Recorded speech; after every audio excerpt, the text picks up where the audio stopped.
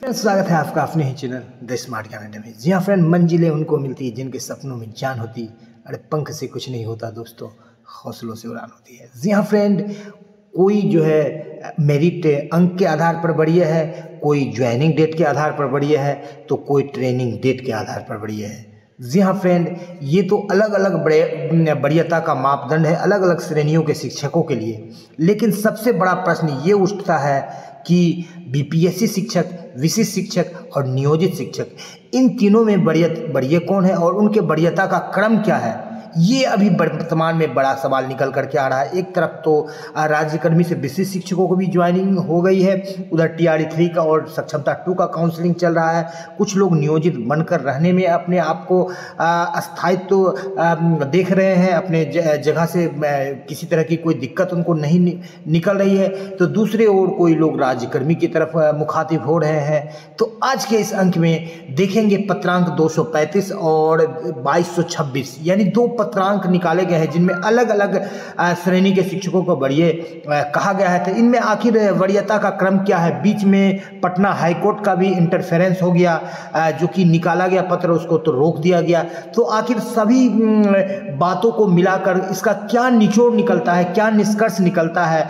आखिर वरीय होंगे कौन और किस तरह से होंगे वरीयता का निर्धारण? इन सारी बातों को लेकर आज आपके बीच आए हैं। सबसे पहले आप तो ये जान ही रहे हैं कि नियमित शिक्षक जो बीपीएससी से ज्वाइन किए हैं, जिनका ज़्यादा पुराना ज्वाइनिंग है, जैसे 94 बैच 99 बैच, तो 94 बैच वाले 99 बैच से बढ़िया हैं। उसके बाद जो है जो विशेष शिक्षक हैं, जिनको 34,540 श्रेणी के शिक्षक कहा जाता है, वो बढ़िया हैं। उनके बाद जो है बढ़ियता का जो है गुत्थम गुत्थी शुरू हो जाता है। जी हाँ फ्रेंड, तो आज के इस अंक में बढ़ियता से संबंधित जो भी भ्रम है, जो भी दिक्कतें हैं, जो भी कठिनाइयाँ हैं, जो भी आपके मन में सवाल है, सारे सवालों का जवाब देने का कोशिश किया गया है। वीडियो को शुरू से लेकर अंत तक देखेंगे। वीडियो काफ़ी महत्वपूर्ण है और लगभग 22 स्लाइड्स के द्वारा आपको इस वीडियो में बिल्कुल संतुष्टि प्रदान किया जाएगा, इसलिए वीडियो को स्किप नहीं करेंगे।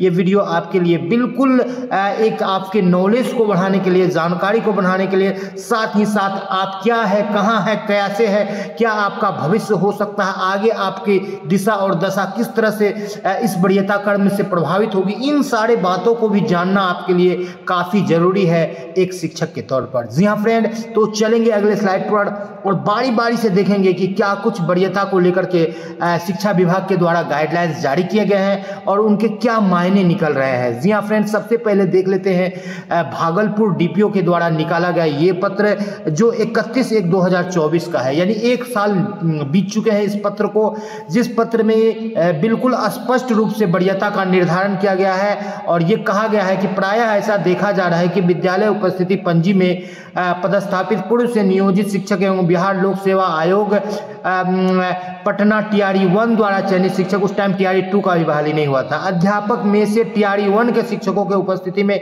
ऊपर के श्रेणी में रखा गया है। अतः निर्देश है कि पूर्व में नियोजित शिक्षक बढ़िया शिक्षक होंगे। उपस्थिति पंजी में ऊपर की श्रेणी में बढ़िया शिक्षक का नाम ही दर्ज किया जाए, यह आदेश तत्काल प्रभाव से लागू होगा।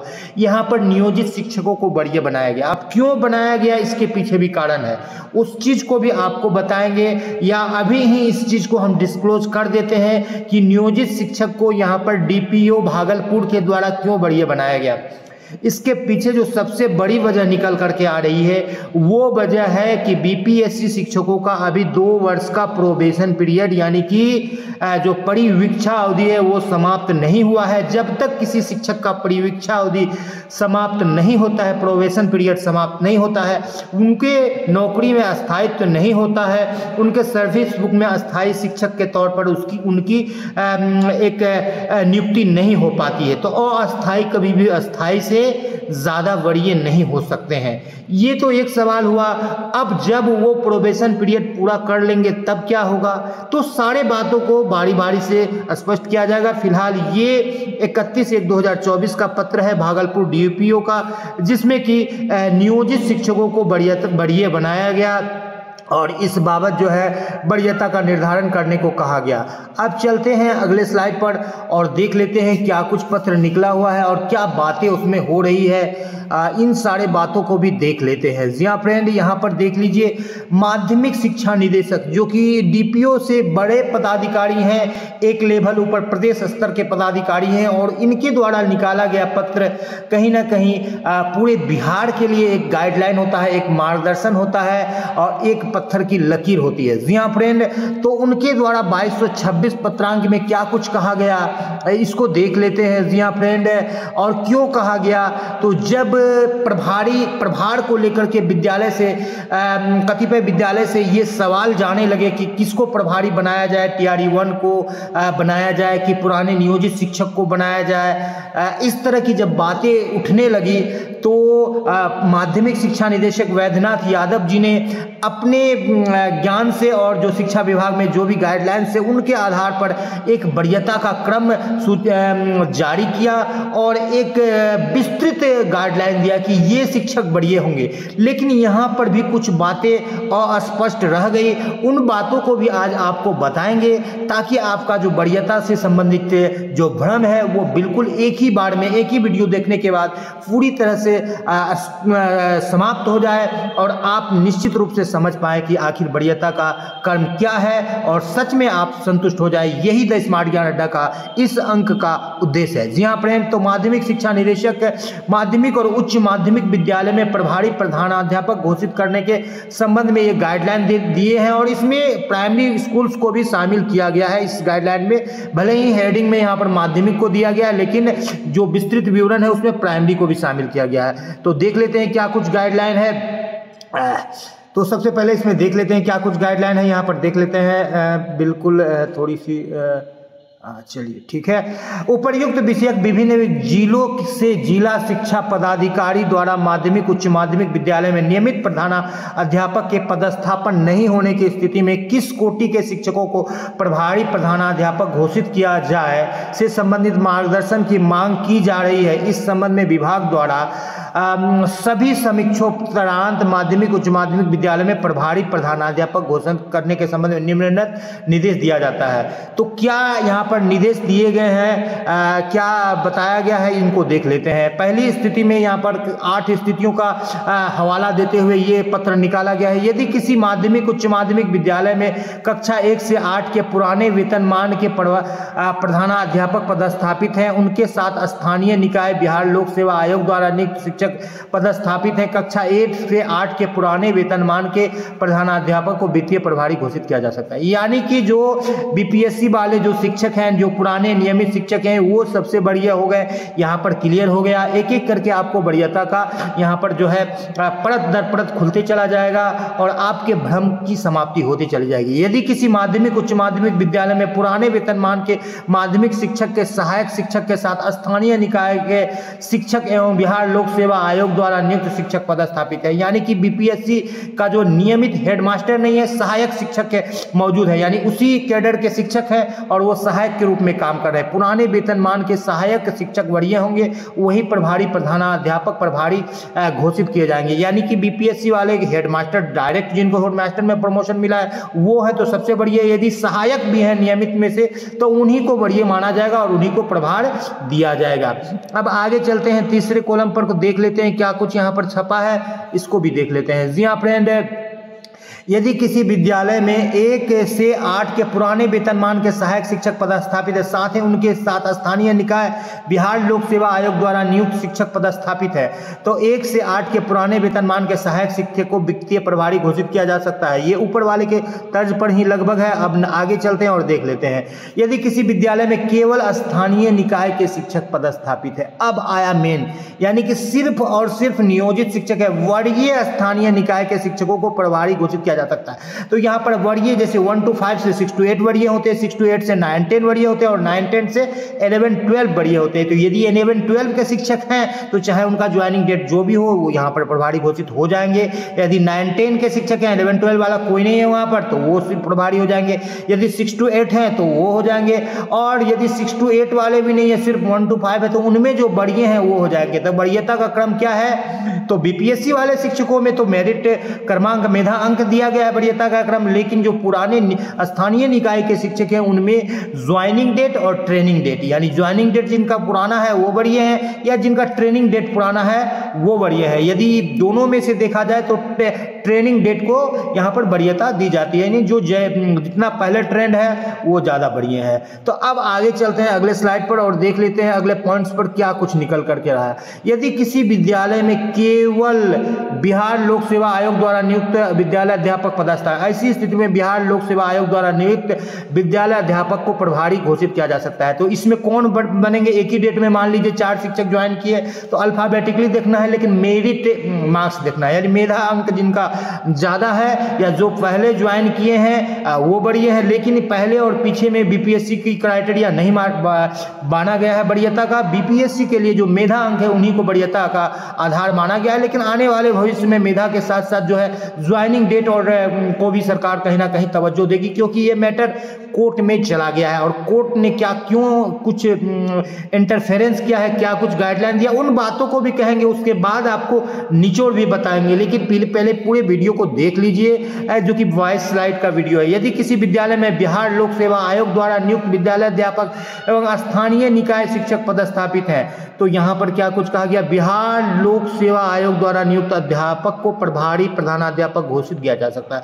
तो यहाँ पर स्थानीय निकाय को प्रभारी नहीं घोषित किया गया और डीपीओ भागलपुर ये कह रहे हैं कि स्थानीय निकाय वाले को आगे रखा जाए और यहाँ पर कह रहा है बीपीएससी वाले को आगे रखा जाए, यानी प्रधानाध्यापक बनाया जाए, वरीय किया जाए। तो दोनों बातों में कौन सा सच है इसी का आज क्लियर करेंगे। साथ ही साथ एक नई कैटेगरी जो कि निकल करके आ रहे हैं विशिष्ट शिक्षकों की कैटेगरी, उनको भी देखेंगे कि इस वरीयता के सूची में वरीयता के क्रम में कहाँ फिट बैठ रहे हैं, इस बातों को भी हम जानने का प्रयास करेंगे। जी हाँ फ्रेंड, तो यहाँ पर देख लेते हैं कि बीपीएससी शिक्षकों को प्राथमिकता मिलेगी, क्योंकि ये पत्र निकाला गया था।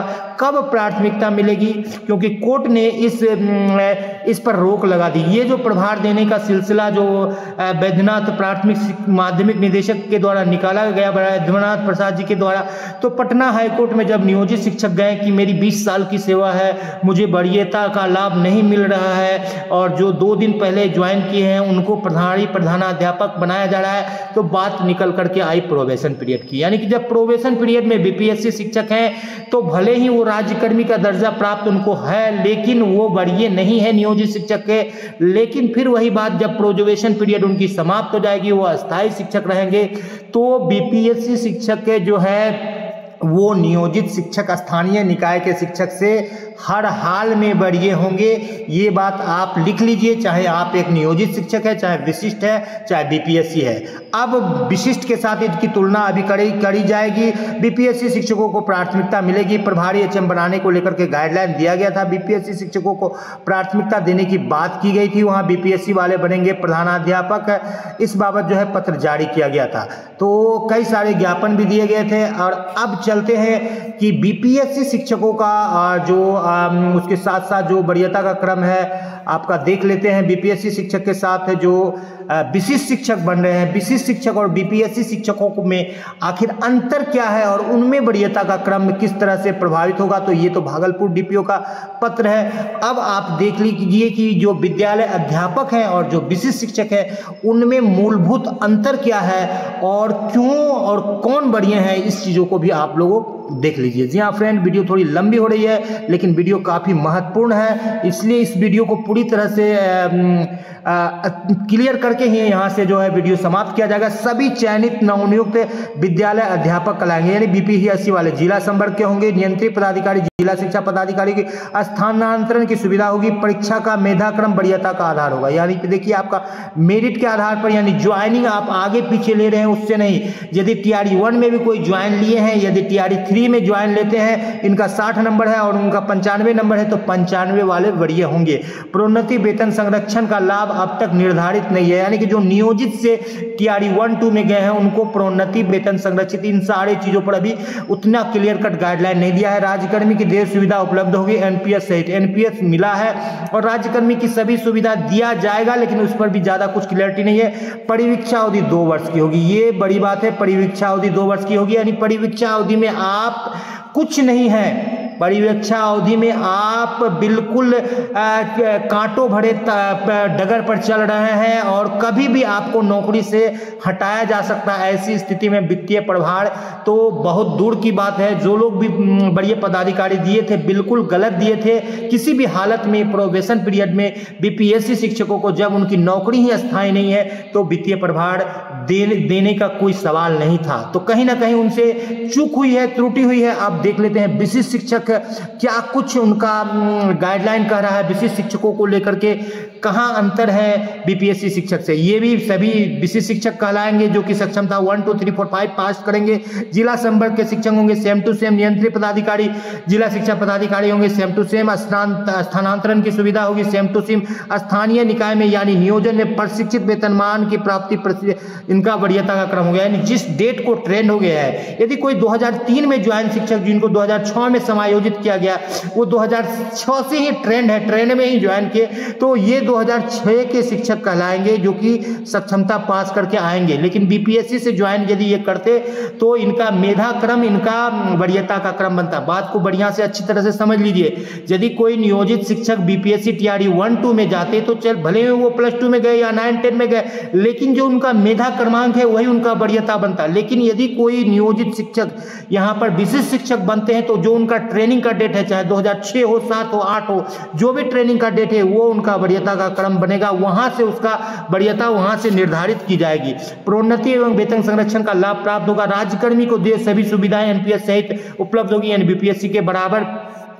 परिवीक्षा अवधि नहीं होगी क्योंकि नई नियुक्ति न होकर पद का संविलियन होगा, यानी कि जो विशिष्ट शिक्षक है वो यदि बीपीएससी से हेडमास्टर की बहाली जो हो रही है वो नहीं होगी, तो यदि वहां पर नियमित शिक्षक नहीं है तो यही शिक्षक जो है तुरंत चार्ज ले लेंगे हेडमास्टर का। क्यों? क्योंकि इनकी परिवीक्षा अवधि नहीं है, ये पद का संविलियन है। ये पद को एडजस्टमेंट किया जा रहा है, एकोमोडेटेड किया जा रहा है, समायोजित किया जा रहा है, और ये इनका परिवीक्षा अवधि नहीं होने के कारण ये जिस दिन ज्वाइन कर रहे हैं उसी दिन जो है उनका जो ट्रेनिंग का डेट है, चाहे 5 साल 10 साल 15 साल पहले, उस डेट से वो राज्यकर्मी वाले दर्जा में पहुंच जाते हैं। जबकि बीपीएससी वाले शिक्षक अपने ज्वाइनिंग डेट से राज्यकर्मी का दर्जा प्राप्त करते हैं और उनका वरीयता का क्रम, उनका मेधा क्रम यानी मेरिट मार्क्स होता है। जबकि विशिष्ट शिक्षकों का जो है इनका वरीयता का क्रम, इनका ट्रेनिंग का डेट होता है। इनका मेधा अंक 105 लाए हैं कि 115 लाए हैं कि 145 लाए हैं, इससे कोई मतलब नहीं है सक्षमता परीक्षा में। जी हाँ फ्रेंड, तो चलते हैं अगले स्लाइड, आगे देख लेते हैं क्या कुछ। अति शीघ्र 10 20 और 30 वर्ष में जो है सेवा प्रवरण यानी कि एमएससीपी का लाभ मिलेगा और समस्थानिक इंडेक्स का भी लाभ निकट भविष्य में प्राप्त होगा, क्योंकि शिक्षकों की वरीयता इनका मूल आधार है। उपरोक्त सभी बातें नियमावली आधारित है, इस पर शासकीय गजट भी प्रकाशित है। ये बातें जो द स्मार्ट ज्ञान अड्डा आपको बता रही है ये हवा में नहीं बता रही है, गजट को देख करके उनसे बातों को निकाल करके आपको बता रही है। तो अब आपको कहीं ना कहीं स्पष्टता मिल गई है। जो पत्र निकाला गया था पटना डीपीओ के द्वारा, या जो पत्र निकाला गया था माध्यमिक शिक्षा निदेशक के द्वारा, सबका निचोड़ आपको मिल गया है। और आपको निचोड़ को लेकर के अब अंत में जो है इसको क्लियर कर देते हैं। क्या कुछ निचोड़ निकला तो आपको बता देते हैं फ्रेंड। तो सबसे पहले इन तीनों शिक्षक में आप ये पूरी तरह से स्पष्ट हो गए हैं कि विशिष्ट शिक्षक आपके वरीय होंगे। भले ही उनके वरीयता का क्रम जो भी हो,